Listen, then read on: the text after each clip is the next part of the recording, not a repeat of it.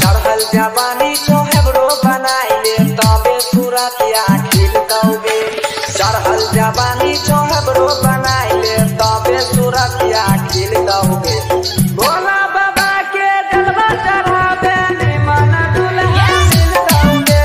भोला बाबा के जलवा चढ़ावे निमन दुल्हा मिल दौगे। MS Manish, Nilki,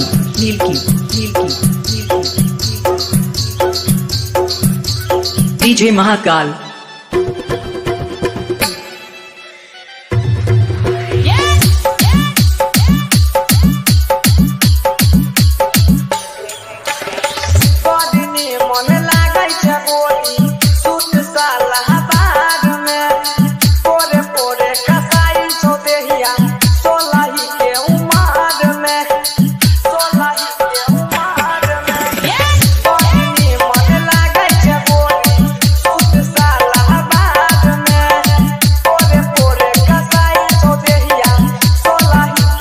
DJ Mahakal.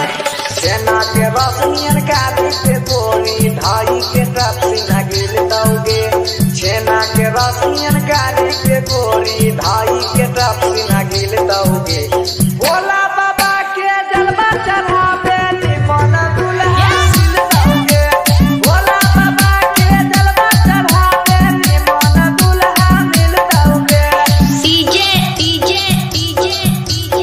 MS Manish, Nilki,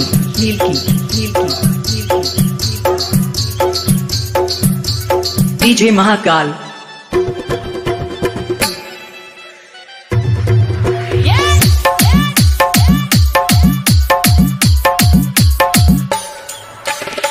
पहले पहले कके सुमारी करी है दिल से पुकार गे।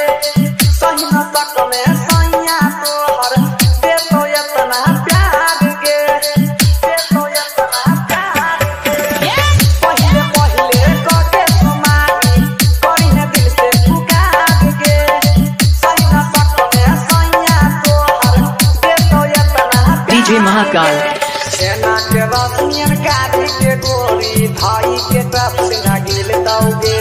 सेना के रसनियन काटी के गोरी भाई के टपसी न गिल दौगे। भोला बाबा के जलवा चढ़ावे निमन दुल्हा मिल दौगे। भोला बाबा के जलवा चढ़ावे निमन दुल्हा मिल दौगे। MS Manish, Nilki,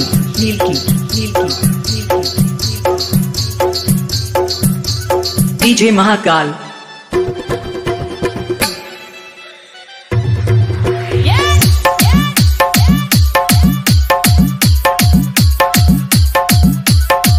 ओट के लाली से चुआई छोड़ेना रस लाले लाल गे।